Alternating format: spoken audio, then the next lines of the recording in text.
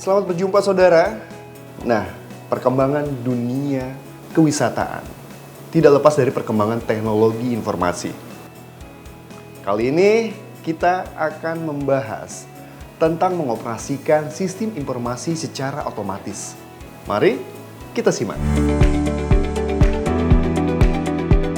Setelah menyimak video ini, Anda diharapkan akan memiliki keterampilan berikut ini. Pertama, mengidentifikasi konteks penggunaan sistem informasi otomatis. Kedua, mengakses informasi menggunakan sistem informasi otomatis. Ketiga, mendapatkan informasi dengan menggunakan sistem informasi otomatis. Keempat, menggunakan informasi dari informasi sistem informasi otomatis. Kelima, memperbaharui dan memelihara informasi pada sistem informasi otomatis. Nanti kira-kira kalau misalnya di stasiun rame nggak ya? Rame gitu? Ya pasti rame lah, semua kebenaran untuk di stasiun. Enggak ya, aku nggak sabar ke stasiun. Loh, kalian mau kemana? Pak. Ini mau nganterin Tiara ke stasiun, Pak. Iya Pak, saya mau ke stasiun, mau beli tiket buat keluarga saya. Oh, tapi kan sebentar lagi kita mau briefing untuk tour besok. Terus saya beli tiketnya gimana? Iya, sekarang kan era digitalisasi, kamu tidak harus ke stasiun untuk beli tiket kereta api. Lebih simpel ya? Iya, bisa melalui internet. Oh gitu. Gini saja, kita briefing dulu, nanti setelah briefing, saya ajarkan kamu berbagai sistem informasi untuk membeli tiket kereta itu, ya. Oh gitu, udah boleh. Ayo, mari. Ikut. Ya Pak.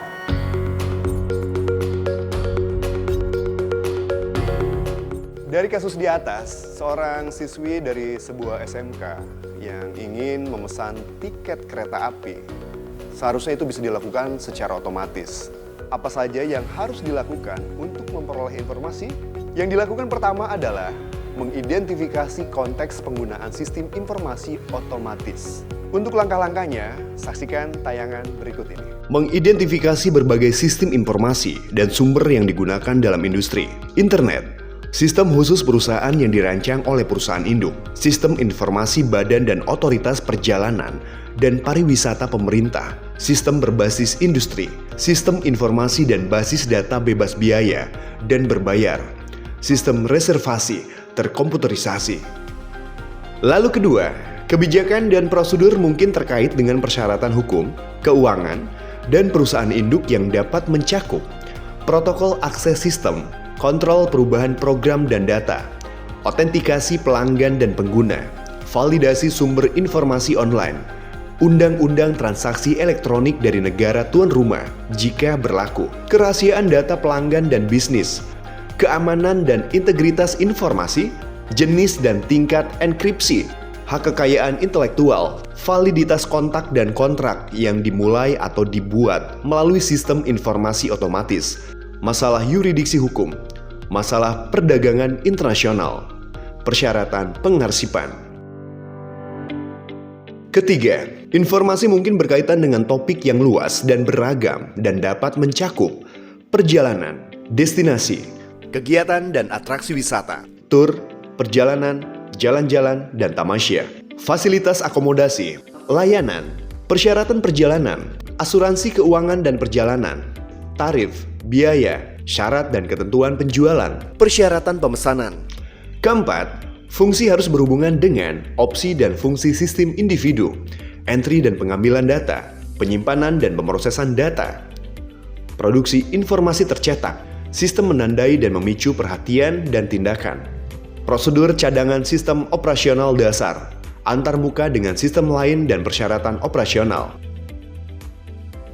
Setelah mengikuti tahapan di atas, lalu lanjutkan dengan mengakses informasi menggunakan sistem informasi otomatis. Apa saja tahapan yang harus dilakukan? Ikuti tayangan berikut ini. Nah ini gimana nih Pak, saya pesen tiketnya? Nah, ini sekarang di depan kamu kan sudah ada laptop. Coba kalian berdua ya, sama-sama. Nah, sekarang buka browser dulu.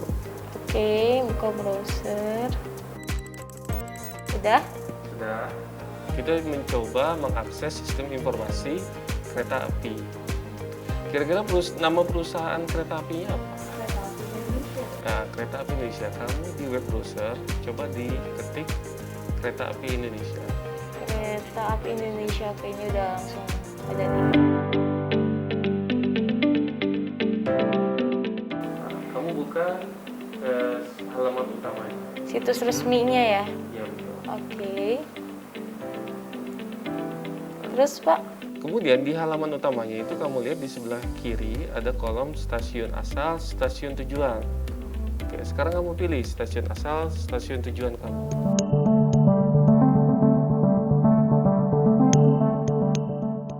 Ambil, terus setelah itu tujuannya Cirebon. Cirebon, kamu pilih Cirebon. Kalau sudah, kamu pilih tanggal keberangkatan. Berapa orang yang berangkat? Nah, ini kita coba untuk Tiara sendiri saja dulu ya. Ya, klik pesan dan cari kereta. Oke, kamu pilih yang harganya sesuai dengan kebutuhan kamu. Yang Argo Dwi Pangga ya Pak? Ya, harga di mana? Oke, kita pesan. Coba kamu perhatikan, Argo Dwi Pangga, kelas eksekutif. Dari Gambir berangkat jam berapa? Jam 8 di tanggal 11 Januari 2021. Untuk durasinya berapa lama? 2 jam 47 menit. Tiba di Cirebon pukul berapa? Pukul 10.47 di tanggal yang sama. Harganya 205.000. Sekarang kamu klik pesan. Oke, nah ini harus login nih Pak, gimana? Muncul login. Kamu klik saja pesan tanpa daftar. Oke, tanpa daftar. Nah, sekarang ada kolom pemesanan. Di sana kamu isi title, tipe identitas, nomor HP pemesan, alamat, nama pemesan, nomor identitas, dan email kamu. Centang ada tulisan tambahkan ke daftar penumpang. Lalu kita scroll ke bawah. Di bawah itu ada dengan ini saya setuju dan mematuhi persyaratan dan ketentuan. Itu kamu centang. Lalu dicentang juga I'm not robot. Lalu kita klik pesan. Lalu ada informasi apakah data sudah diisi dengan benar. Kamu jawab oke. Setelah mengidentifikasi konteks penggunaan sistem informasi otomatis, langkah selanjutnya adalah mengakses informasi menggunakan sistem informasi otomatis. Pertama, kebutuhan informasi mungkin terkait dengan permintaan dari kolega dan lembaga atau bisnis terkait lainnya, permintaan dari klien, klarifikasi informasi yang tersedia pada sistem, spesifikasi data yang dibutuhkan.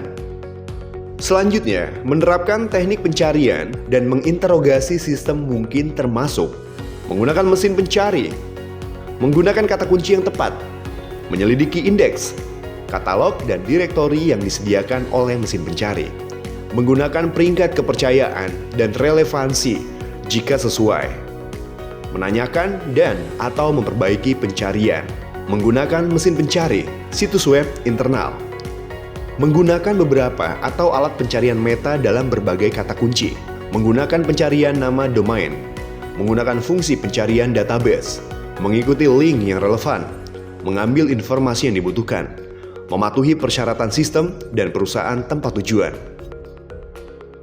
Selanjutnya, menginterogasi sistem mungkin termasuk mengakses layar dan bidang yang diperlukan yang terkait dengan topik pencarian, menggunakan protokol akses yang ditentukan pada berbagai tingkat otorisasi, membuka opsi layar, melakukan pencarian, mengacu pada manual operasi untuk mengidentifikasi teknik interogasi tingkat lanjut. Hal terakhir yang dilakukan dalam mengakses informasi menggunakan sistem informasi otomatis. Verifikasi informasi yang ditangkap mungkin termasuk memeriksa dengan orang yang membuat permintaan informasi, membandingkan kriteria permintaan dengan informasi yang telah dicari dan diperoleh, memeriksa mata uang data, memverifikasi sumber data, melakukan pencarian dan penelitian lanjutan jika diperlukan, mematuhi persyaratan perusahaan tempat tujuan. Bagaimana? Sudah jelaskan sekarang? Nah, untuk selanjutnya, memasuki ke tahapan ketiga. Hal ini kita akan membahas tentang untuk mendapatkan informasi secara otomatis adalah mendapatkan informasi dengan menggunakan sistem informasi otomatis. Langkah apa saja yang harus dilakukan? Mengaktifkan akses mungkin termasuk memperoleh otoritas internal untuk mendaftar, atau mengakses situs atau sistem, melakukan pembayaran atau pemesanan jika diperlukan untuk mengakses sistem berbayar, mendaftarkan detail perusahaan, tempat tujuan dengan penyediaan informasi, mengirimkan kode akses, informasi dan data untuk memungkinkan akses oleh orang lain, menerbitkan kewenangan bagi staf untuk mengakses situs dan berkas situs-situs yang relevan untuk ditandai, mematuhi persyaratan perusahaan tempat tujuan.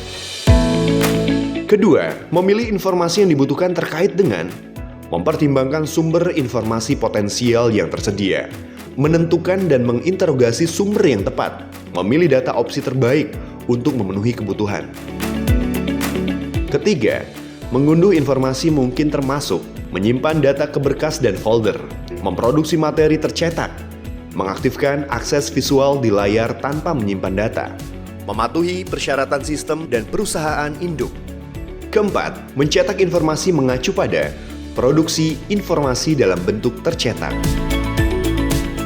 Langkah keempat dalam mengoperasikan sistem informasi secara otomatis adalah menggunakan informasi dari informasi sistem informasi otomatis. Pertama, informasi ke depan mungkin termasuk mengirim file ke komputer dan atau sistem yang terhubung, mendistribusikan informasi tercetak, mematuhi persyaratan sistem dan perusahaan tempat tujuan.